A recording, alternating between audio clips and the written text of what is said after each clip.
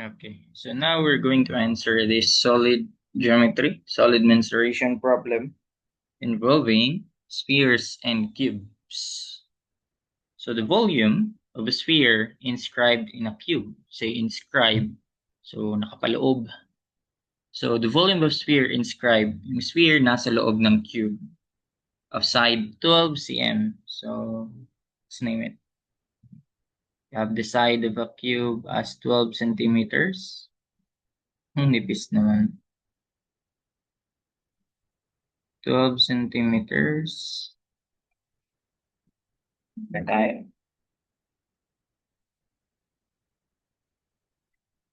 Again, side length is 12 centimeters.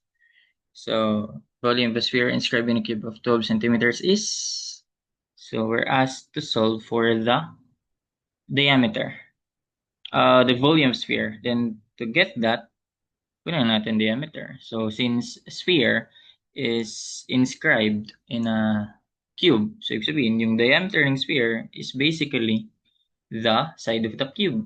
Diba? So pag sinabi kasi nating inscribe, so lahat ng points nito na okay, lahat ng sides ng square tinatamaan ng circle. Or side ng cube rather. It's a 3D pala, no? So 1, 2, 3, 4, lahat ng 6 faces ng cube is na-touch ng sphere. So ayun.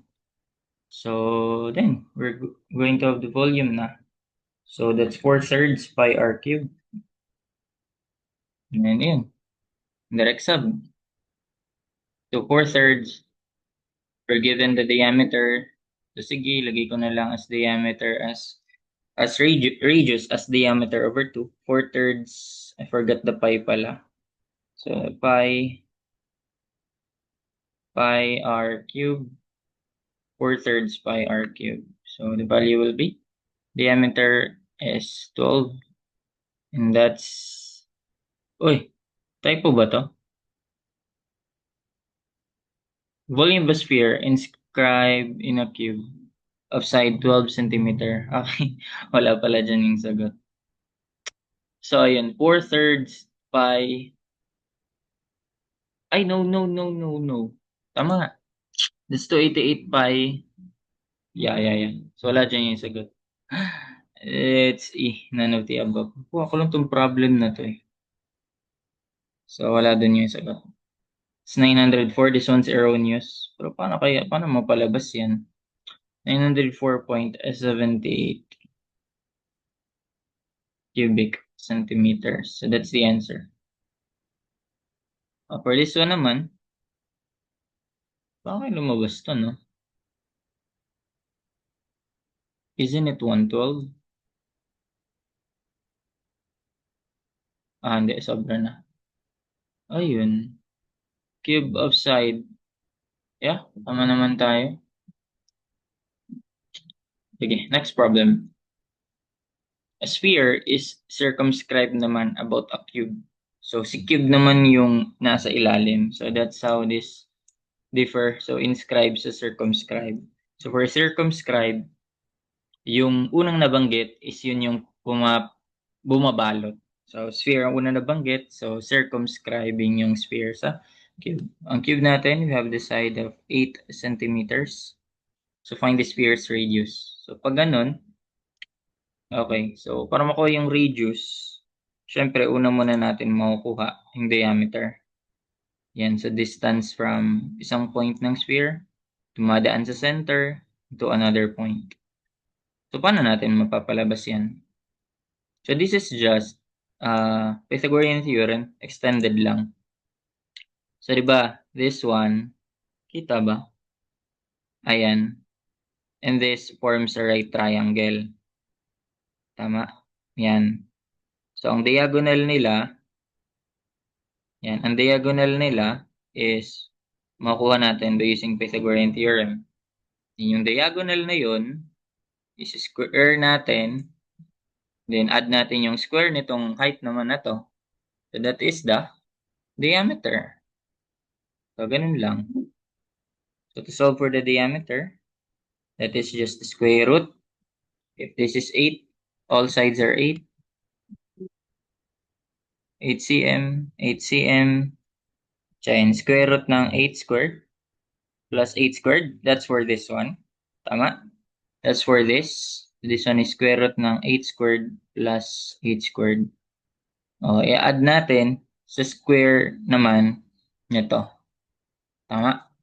So, ayun. Add ulit natin. So, basically, ano kasi yan? Pakita ko lang bakit naging ganun. So, that's basically yung d is square root ng 8 squared plus. So, wait. Hindi pa pala siya d. Pangalanan natin muna siya na x. Then this one is z. Pangalanan natin z. So basically, yung x is just square root ng 8 squared plus 8 squared. Then, para makasolve natin si d, so that is just square root ng x squared plus z squared. Ano yung x squared? So, pag in-square mo to, in-square mo yan, apply square dito. So, square root raised to 2. So, 2 times 1 half. Wala na. 1 na lang. Okay, so ayun. So, the diameter is the square root ng, and x squared is just 8 squared.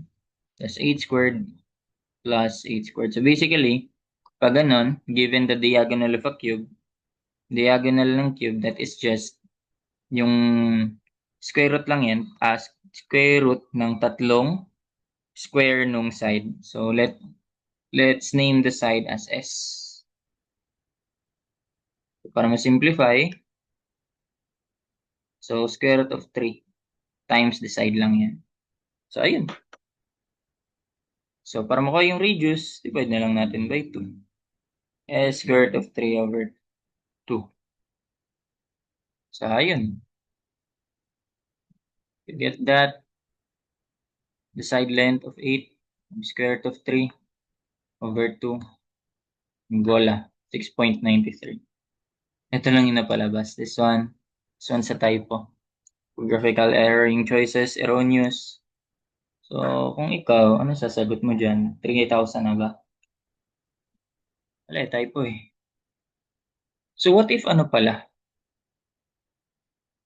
What if yung sphere pala yung naka-circumscribe? Okay, let's try that. What if yung sphere yung naka-circumscribe? Kasi malaki yung value eh. So, sige, let's try that. Baka pala erroneous to.